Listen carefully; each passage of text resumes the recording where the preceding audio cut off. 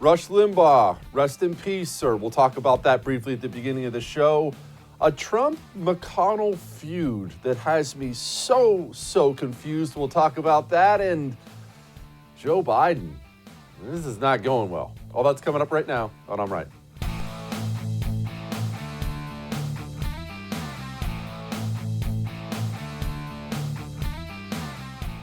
Well, there's only one place to start any kind of a show today, and that's by paying homage to Rush Limbaugh. Rush Limbaugh died.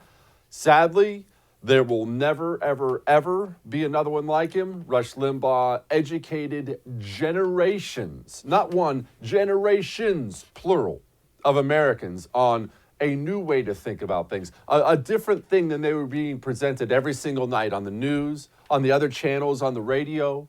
And not only did he do it, he did it in a way that you and I can understand. I mean, you might be able to understand a bit more than I can, but he broke down our way of life, our culture, what we want in an outstanding way. There'll never be anyone like it. He paved the road for idiots like me to sit in this chair and do a TV show for you every single night. I'm not here if it's not for Rush Limbaugh. And that same thing can be said for so many people out there.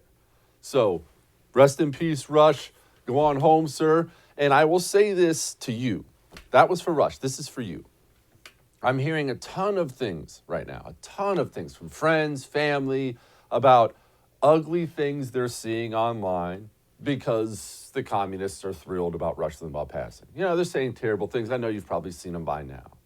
Let me help you out here for a moment.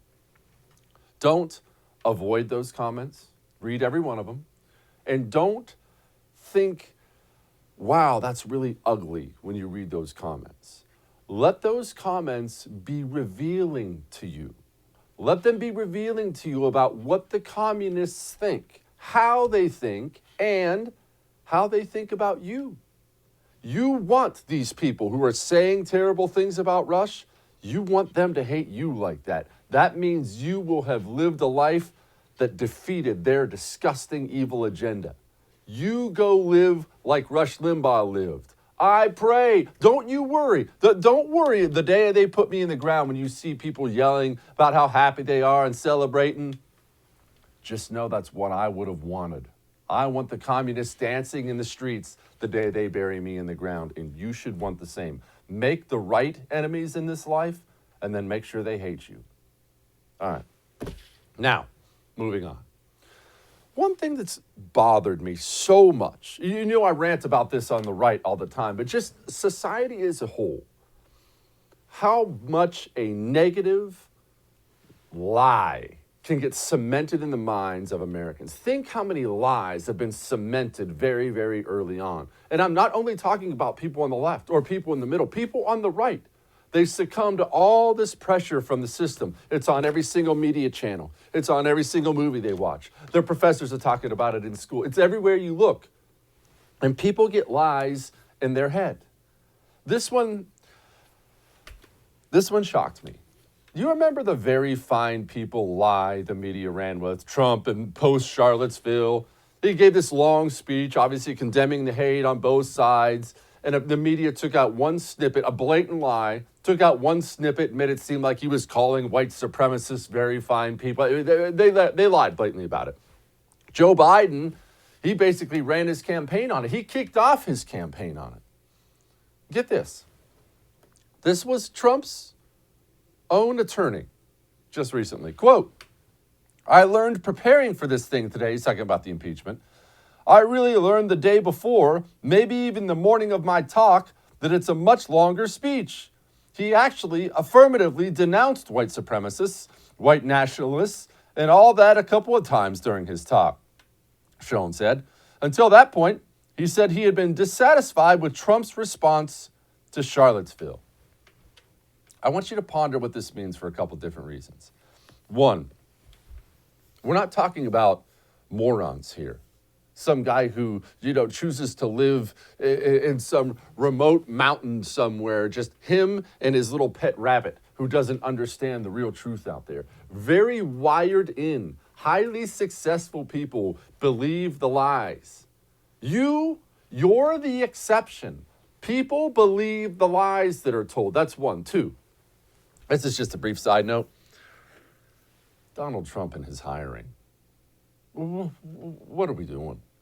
What are we doing? That's your dude? He found out like 5 minutes before the impeachment trial the real truth about what they've been lying about for 4 years? Bro. This kind of hiring process killed us. We have got to do better in the future with the hiring and firing on our side. All right, I'm going to set that down. You know, you hear me talk a lot about communists because that's what we have here in America. Rest assured, that's exactly what they are. They're cultural Marxists. They came to America on purpose. There are whole books about this. They came to America and knew they had to change the language because communism, when it was being sold in places like the Soviet Union and China and places like that, it's always sold as being, wow, the little guy, he's got it so tough. Look, give me all the power. I'll go get all those rich people for you, I promise. That's how it's always sold.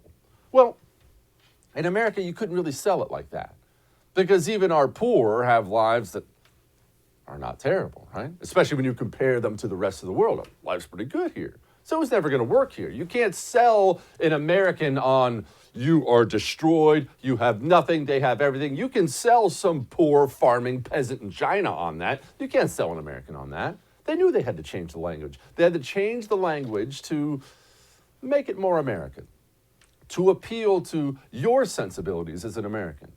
And what better way to do that than racist and sexist and things like that? That's what we have now, these cultural Marxists. It's the same communism.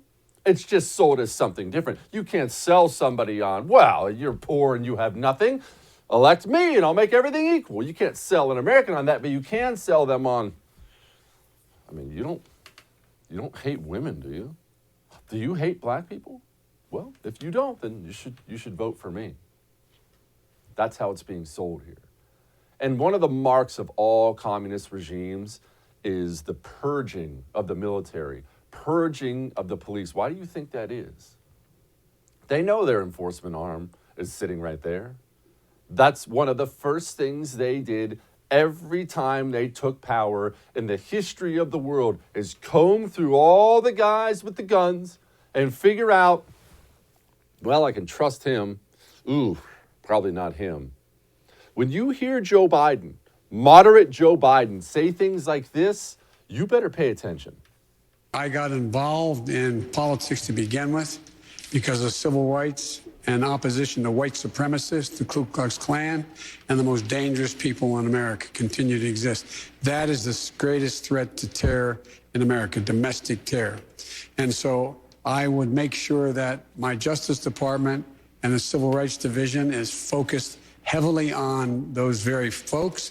And I would make sure that we, in fact, focus on how to deal with the rise of white supremacy.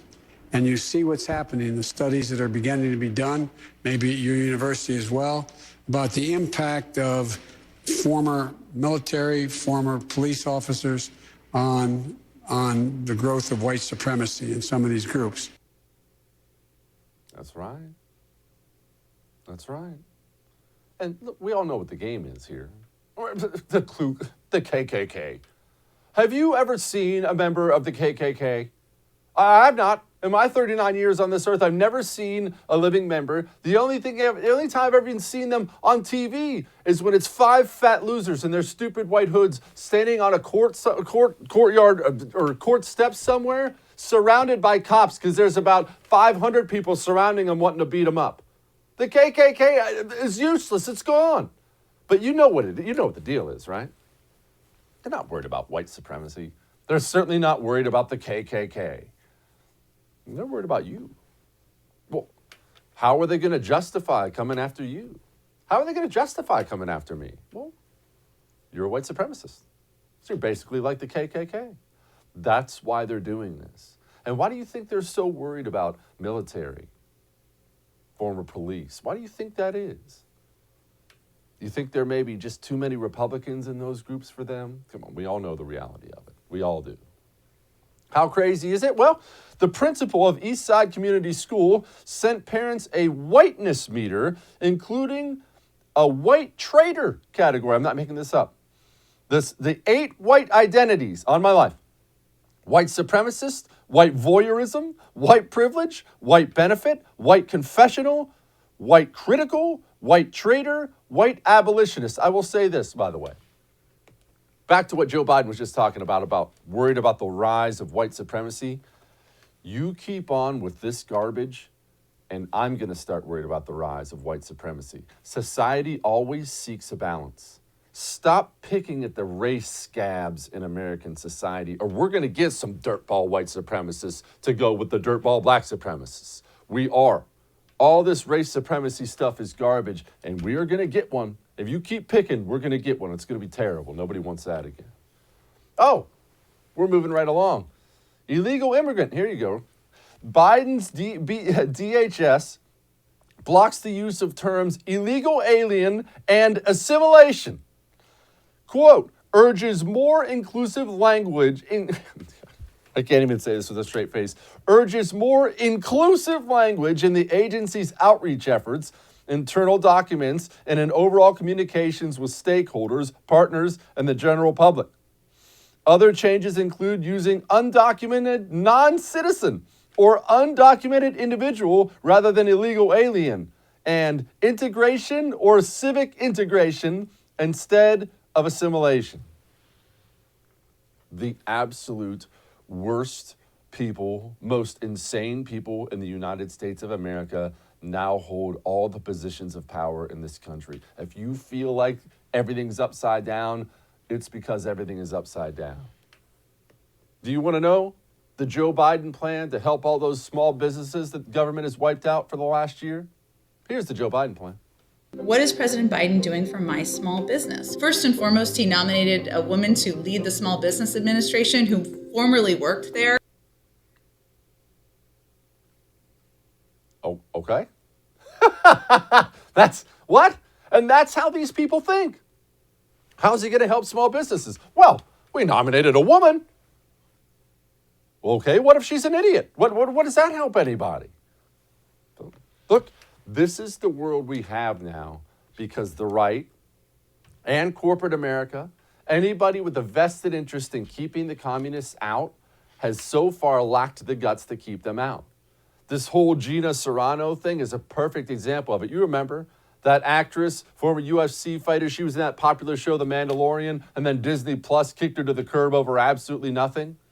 And the right freaked out about it. And look, her PR consultant, a crisis PR consultant, this is what they had to say. I don't know if it's hers, by the way. A crisis PR consultant, quote, I don't know what people at Disney personally believe or don't believe with regard to politics, but as a corporate entity, they want to stay as trouble-free as possible.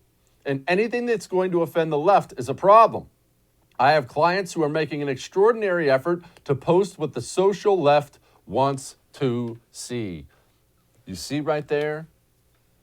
The left makes corporations feel pain if corporations don't do the left's bidding. What does the right do? Be honest with yourself. What does the right do? What? People turned off the NFL for a week? Was it even a week? I'm done with football. That's it. Look, I'm done with it. This Black Lives Matter stuff. Crapping on the flag. I won't stand for it. Ooh, Tom Brady's on. I better watch that. I'm not pointing fingers at you. I'm not perfect either. But they're very purposeful. They're purposeful in destroying your culture. How purposeful are you in preserving it? All that may have made you uncomfortable, but I'm right. And here's something else that might make you uncomfortable. I dipped for a long time. I'm talking about dipping tobacco, the cans of tobacco you put in your lip. It looks absolutely hideous, fellas. Please don't start. But I loved it. I loved it. And I found quitting to be quite difficult. Let me tell you what can make it easier for you. Jake's Mint Chew. Jake's Mint Chew, no nicotine, no tobacco, nothing. Totally good for you. They have a whole bunch of great flavors, and they can help you quit. They even have these, and I really recommend these CBD pouches. Little CBD chew pouches, flavored, go right in your lip. It gives you that satisfaction of having something there, helps you get off the stuff that's going to kill you one day. What's not to love? Go to jakesmintchew.com. That's jakesmintchew.com. Use the promo code Jesse. That gets you 20% off. We'll be back.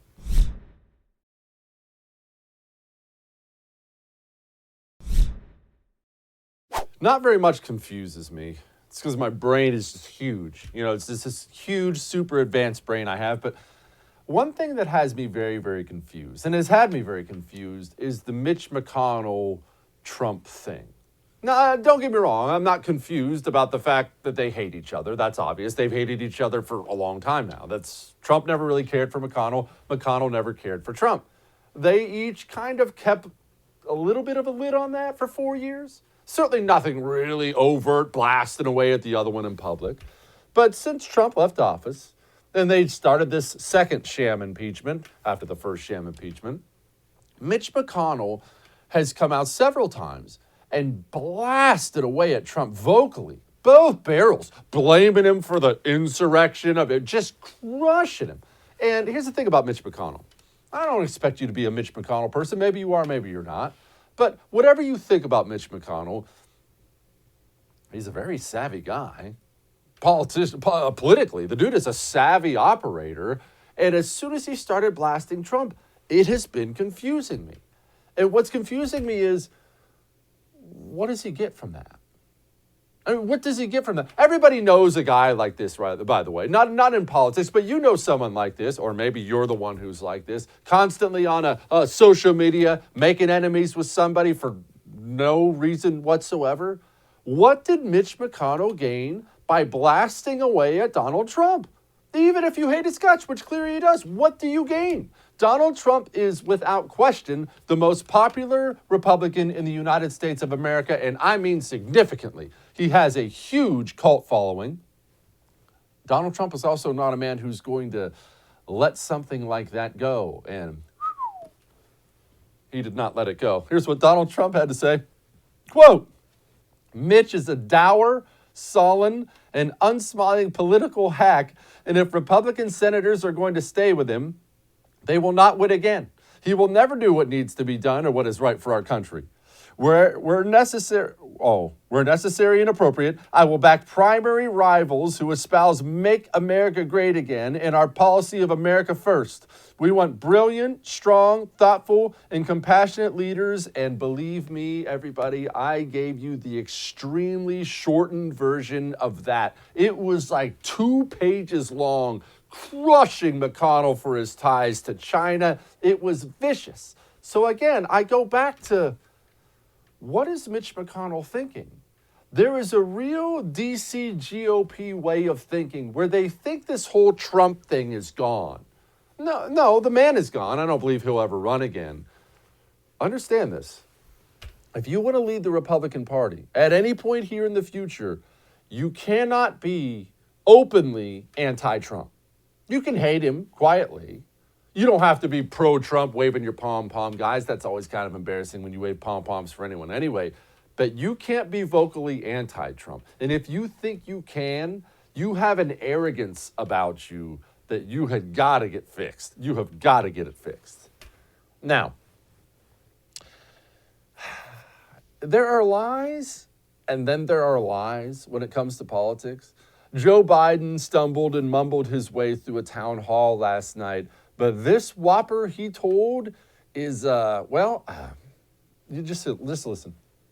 And the biggest thing, though, as you remember, when you and I shouldn't say it that way, as you remember, but when you and I talked last, we talked about, it's one thing to have the vaccine, which we didn't have when we came into office, but a vaccinator. How do you get the vaccine into someone's arm?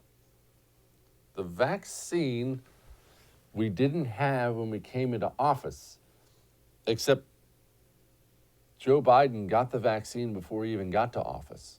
In fact, he got a second dose on January 11th. That's his second you're seeing right there. Where do these people come from?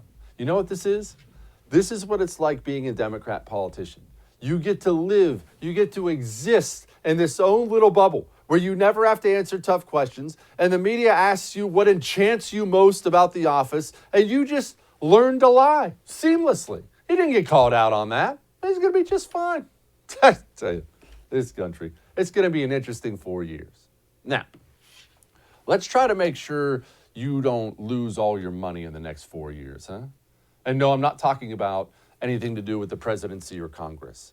I'm talking about your home title. I need you to hear me and hear me well here. Your home title is not a piece of paper. Your home title is online.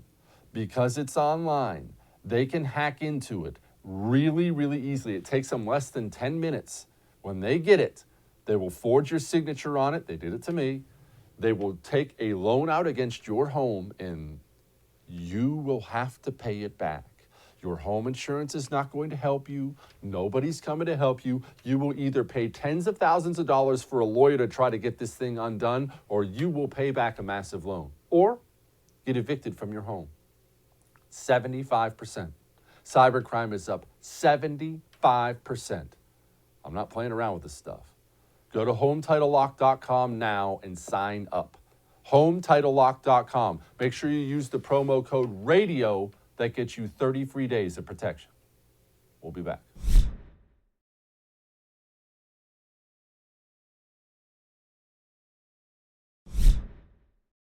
Well, everybody and their brother on the right now is looking for Florida real estate, and understandably so. Governor Ron DeSantis, the Florida Republicans, of which we're about to have one on, they seem to actually have their head on straight, while the rest of the Republicans in America do not. Here's Heavy D. There was some type of report about potential travel restrictions on Americans and on Floridians, and I think it's an absurd report that they would be doing that. I think it would be unconstitutional, it would be unwise, and it would be unjust. And if you think about it, restricting the right of Americans to travel freely throughout our country while allowing illegal aliens to pour across the southern border unmolested would be a ridiculous but very damaging farce. So we will oppose it 100%. It would not be based in science. It would purely be a political attack against the people of Florida. Travel restrictions to Florida? I'm anxious to hear what our guest has to say about that. Joining me now, Florida State Rep Anthony Sabatini. How can they even consider such a thing? This is just an anti-Florida thing, right? This is not about COVID. Absolutely, Jesse. This is a completely political attack. Florida's done amongst the best in the nation for its COVID response. And this is a smart and evil, but kind of smart way for them to try to single us out and harm us for having what I think is the conservative, responsible Republican answer to how to handle a pandemic. Now, what has been, for those who are unlucky enough to not be in Florida, what has been the Florida response? Did you guys lock everybody in their homes and weld the doors shut and put everyone in a bubble, or what? Absolutely not. Florida, we took what I think most Republicans should have done, which is to believe in individual responsibility, free market, and just trusting people, trusting communities to make their own decision, local decisions. There was basically no heavy hand from the state government, but even at the local government, DeSantis, who I think is the best governor in the country, restrained some of the crazy local counties and cities from doing some of the stuff that they've been doing around the country. So overall, we've had a lot less government involvement with the COVID response and a lot more sort of common sense, individualistic thinking on how to respond and how to act. Now, look, I have to ask, when did Florida get these fire-breathing Republicans like you and Heavy D who are actually decent? I'm in Texas. People think of Texas that way. Half our Republicans suck. When did this happen in Florida? You know, it's a really good question. Even before I became a legislature, I always looked at Texas. I thought Texas was the freest, most conservative, rock-ribbed state. And I really feel like we've surpassed them. I don't know. If I had to guess, if I had to throw something out there, I'd have to go with term limits. Texas does not have term limits. We do in Florida. Term limits brings a lot of newer type of ideas in, newer Republicans. And I think the breed of sort of liberty Republicans and freedom Republicans that DeSantis and myself represent, we've come in because of term limits. Well, maybe there's something to that. Now, you have another thing that really piqued my interest. You have a petition to support a bill banning taxpayer-funded lobbying. I think a lot of people don't even realize there's such a thing as taxpayer-funded lobbying. What is that? So I appreciate your interest. This is one of the most horrible trends in government today. It's when subdivisions of state governments, so cities and counties and other sort of local political entities, take your taxpayer money, go out and hire lobbyists to go and lobby state and federal officials to create more government and to fight against business bills. So in Texas and Florida and all these different states, there are bills now being filed, and I'm proud to carry the one in Florida, that would push to ban this practice so that way taxpayer entities aren't actually fighting against us. So they fight against business bills, property rights bills, gun bills, pro-life bills, anything that they want, because it's your money that they're taking to go pay the bill for the lobbyists. It's pretty sick. What do you do if you? What are you saying to the Florida citizen, the Florida Republican? Maybe he's fire-breathing on the right, who says, "Hey, I don't want more people from New York here. I'm worried they're going to ruin the Florida that we've built here." And I'm saying this to you from Texas because I feel the same thing. We all the time we have another California company coming here, and I'm like, why? Why? So we can go Democrat from now on? What are you saying to the Florida person who says that to you? Well, I'm glad that people are starting to finally actually think that way and ask that question, because for far too long people say, "Oh no, we welcome the growth. Everybody come in." The truth is we need to be thinking about who it is we're attracting to our state, especially with COVID. You have a lot of people who want to come to Florida and turn it into New York, turn it into a blue state. And same with Texas. Of course, you're dealing with Californians that want to come in from the west side. We're dealing with people from the northeast. But the truth is there are New Yorkers coming in with the right ideas, conservative Republicans who move in and say, I'm trying to get out of New York. But we're bringing in the millennial liberal generation too. I think the way to scare them off is by just being culturally conservative, by fighting for the conservative principles, and I would say the sort of Christian principles that I believe in would make them want to go to a different state. I think if we continue to be conservative and actually fight on, to enact policies that they disagree with, it's going to scare them away, and they're going to want to go somewhere else or maybe stay in one of their own sort of liberal tundras. Cultural conservative, man, that's so icky. I thought we were just supposed to be about low taxes. Are you talking about values? That's exactly right. If we actually listen to the Republican voters and actually get behind and fight for the actual conservative cultural values that we get elected on every year, then what you're going to find is that not only are voters even more enthusiastic than ever, but you're not going to see a swarm of liberals coming in. But of course, a lot of Republicans just want to fight for the easier, I think, less controversial issues, which are your low taxes and a better regulatory climate, sort of clean Chamber of Commerce issues. But we have to expand the party, and I think Donald Trump has helped us do that a lot, thankfully.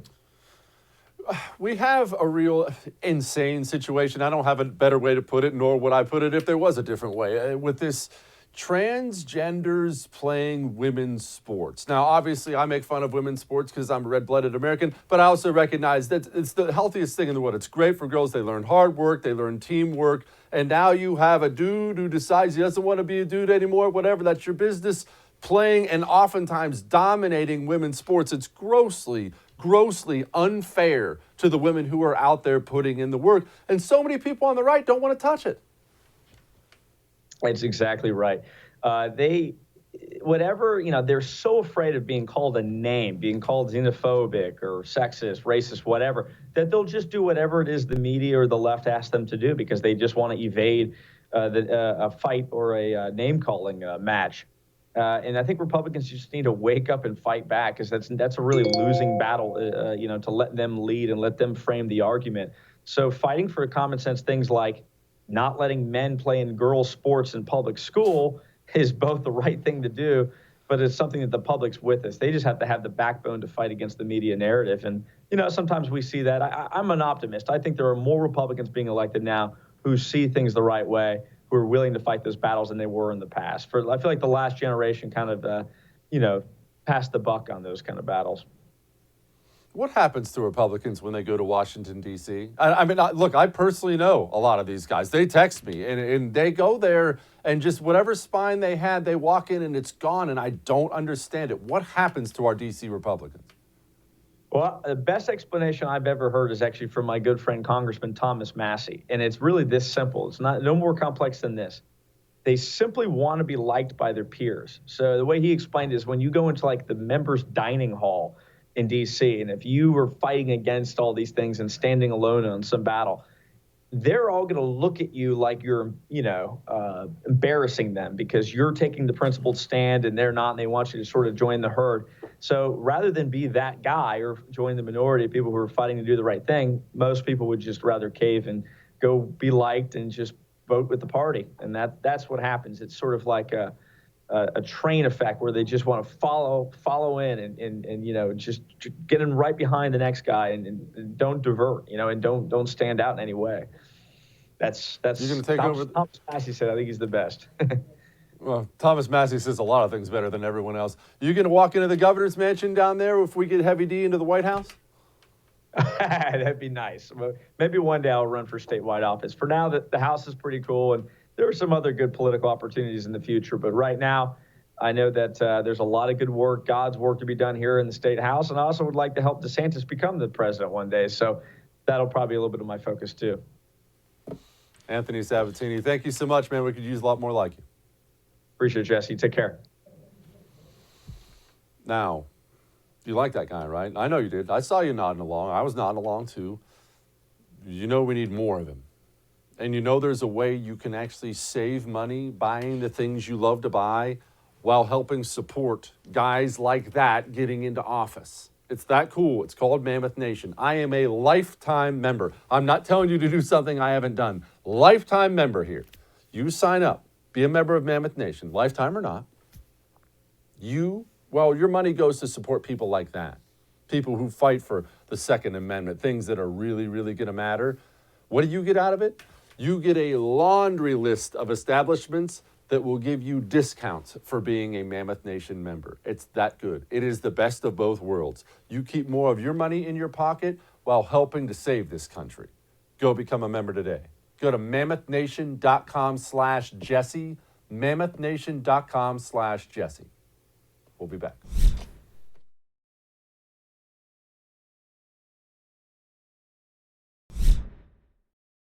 They want your guns. They've always wanted your guns. And maybe today, you heard what I said in the beginning about all the things they're going to say about Rush and not letting it bother you. And you shouldn't let it bother you. You shouldn't. But I want you to remember something. I want you to go look at every single thing they're saying about a man who just died. Know that they think those things about you and ask yourself, do you think you should let these people touch your guns? Here's Jen Psaki laying it out for you. I will say that the president is somebody throughout his career who has advocated for smart gun safety measures. He has not afraid of standing up to the NRA. He's done it multiple times and won on background checks and a range of issues. And it is a priority to him on a personal level. It's a priority to him. Joining me now, I'm looking forward to this, AWR Hawkins, Second Amendment correspondent for Breitbart. It's a priority for Biden, and it looks like basically everything on the left is a priority for Biden right now. Right. Great to be with you, Jesse. Yeah, you're exactly right. I like how he always goes after the NRA too. It's beautiful. Well, and he defeated the NRA twice. But anyway, I think what's important to understand is part of what they claim he did to defeat the NRA was that he supported the Brady Bill. The Brady Bill went into effect 93, and between 93 and 98, background checks that we do today were put in place. And those background checks are at retail points of sale. But apparently, as important as they say background checks are, these aren't good enough because now they want more background checks. But the catch is, Jesse, I keep track and have for a decade or more of mass shooters in America, and almost every one of them, I can think of 2 or 3 exceptions, almost every one of them acquired their firearms via a background check. Those who didn't stole their firearms. There are a couple examples, and I mean a couple, of firearms being acquired in private sales. But the vast majority, and by that I mean 98 to 99%, were acquired via background checks. So the point is, all of this gun control, it's not going to change a thing. And it's just not going to change a thing. And these aren't the types of actions needed to cause change.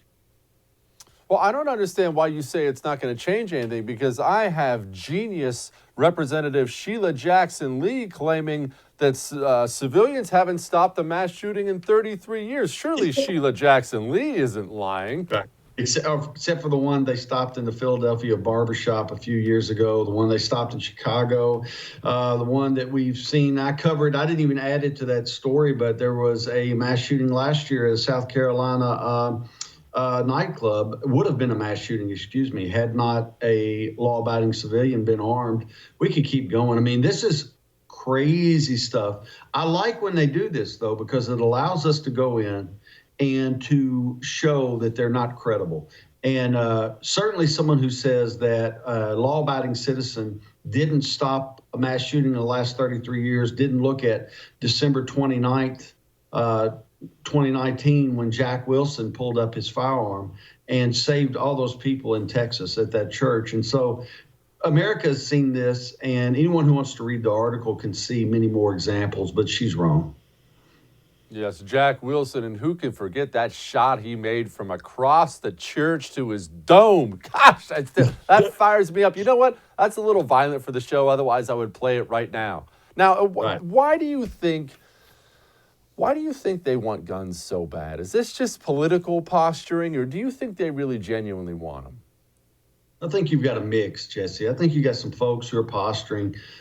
I think those folks are what has saved us to this point, because they don't really have the nerve to go against their constituents. And they saw what we did in the House. It was underreported, but in the House in 2020, we made big gains. I think they're scared we can make more gains in 2022 if they come out strong here. That's just my opinion. I can't prove that. But I think there are also a group of people, Jesse, in the Senate and in the House who literally want to take our guns. They literally want to subjugate us, that they want us to have to depend on the government for safety. And I can't think of a more terrible way to live than to live trusting my government to save me. You don't think these people have your best interests at heart, AWR? Don't you think that? No, I don't. And even, look, even where we do, let's look at Parkland. You remember the Parkland shooting? They had an armed resource officer. All he had to do was fail at his post, which he did. And one could argue by choice, but we'll just say allegedly by choice. He failed at his post. And so the gunman is allowed to get into that building. Once in that building, there's no way to stop him. Now, common sense dictates those teachers should have been armed. And the Parkland Commission, after the fact, voted unanimously to arm teachers. They asked the state of Florida to start allowing teachers to be armed, because the solution is for more guns to be in the hands of more good people. And the solution, so-called, being pushed by Representative Lee is for fewer guns to be in the hands of good people. And when that happens, it empowers the criminals. And we'll have to look to government for protection. That's a very dangerous way to live. It is a dangerous way to live. But I thought the Second Amendment was just about hunting. Yeah, Jesse. Yeah. Well, you look at McDonald, Chicago v. McDonald, McDonald v. Chicago, 2010 Supreme Court case. And literally everyone should read Justice Samuel Alito's majority opinion in that case. And in that case, Alito said that the central component of the Second Amendment is self-defense. And I always tell people when I speak to them to think of the Second Amendment as a door, and it's a door that swings on a big hinge, and that hinge is self-defense. And without that, without self-defense, then we go to what you said, Jesse. Well, then why do I own a gun? If not for self-defense, is it so I can plink? Is it so I can duck hunt? No, our founders understood that we had to be able to defend ourselves. And they understood, of course, this right predated them. They didn't create the right. The Second Amendment doesn't create a right. It protects and preserves a right that was already there. And it is part of being human that I can defend my most valuable property, which is my life. Now, explain this to me. Where have our wins been for the Second Amendment in the last 10 years? I don't want to be, cynical. I don't want to be defeatist. Do we have any on a national level? I realize the states probably have some, but I don't see anything heading our way, or am I wrong?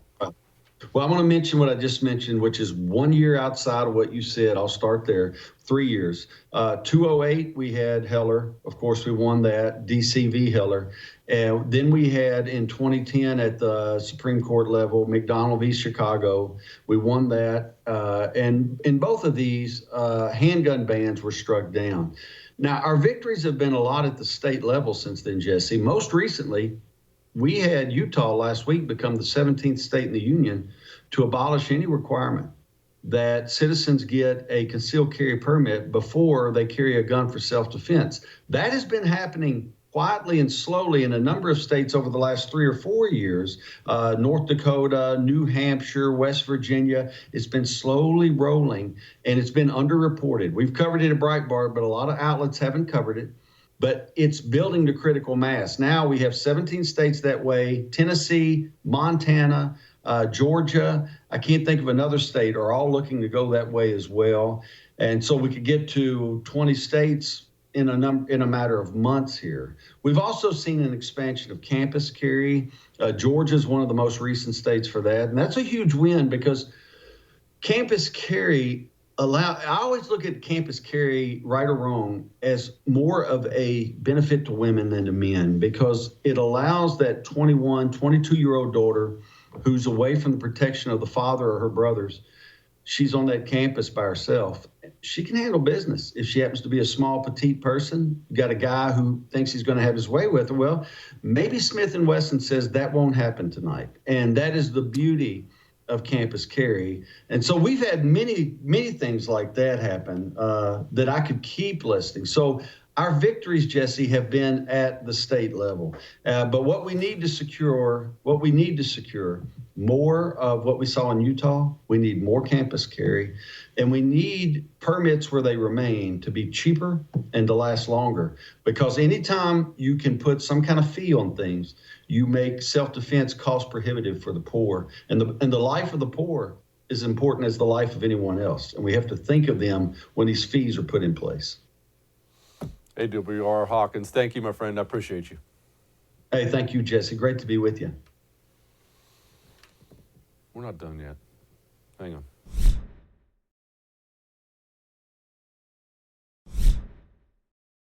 As you may have noticed, I wasn't here yesterday and the day before. And why wasn't I here? Well, it's because I reside in Antarctica, formerly known as Houston. Covered in ice, the entire place is shut down. And in case you'd like to know how Texans handle weather like this, well, this is a pretty good example.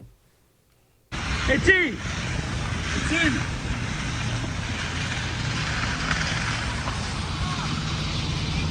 Come on! Come on! Let's go!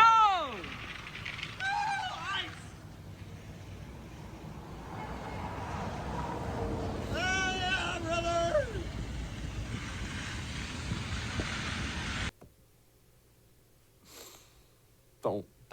Don't do that. That's a good way to die. Don't do that. All right. Stay warm out there. Stay safe. See you tomorrow.